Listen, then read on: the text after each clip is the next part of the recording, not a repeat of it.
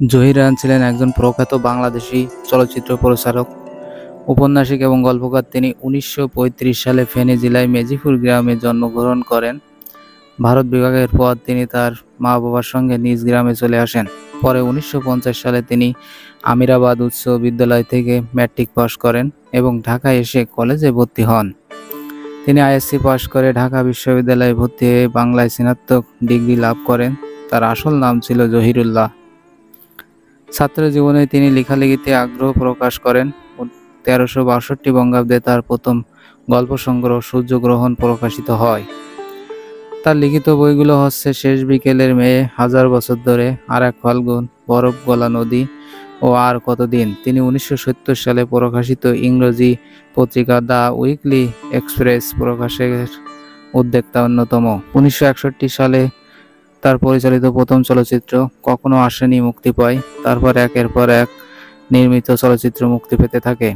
এসব চলচ্চিত্রগুলো কাজল, কাছের দেয়াল, বেহুলা, জীবন থেকে নেওয়া, আনোয়ারা, সক্ষম ও বাহানা।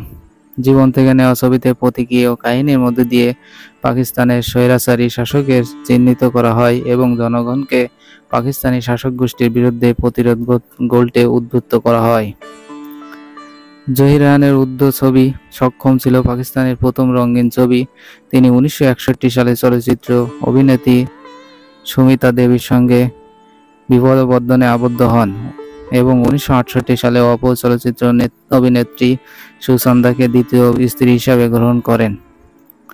তিনি 1964 সালে হাজার বছর ধরে উপন্যাসের জন্য আদমজী সাহিত্য পুরস্কার, 1965 সালে কাছের দেয়াল চলচ্চিত্রের জন্য শ্রেষ্ঠ বাংলা চলচ্চিত্র বিভাগের নিগার পুরস্কার, 1972 সালে গল্প সাহিত্যের অবদানের জন্য বাংলা একাডেমি প্রদত্ত বাংলা একাডেমি সাহিত্য পুরস্কার, 1977 সালে শিল্পকলা চলচ্চিত্র বাংলাদেশের অবদানের জন্য সরকার কর্তৃক প্রদত্ত দ্বিতীয় সর্বোচ্চ বেসামরিক সম্মানে 21 পদক সহ আরও অনেক পুরস্কার লাভ করেন।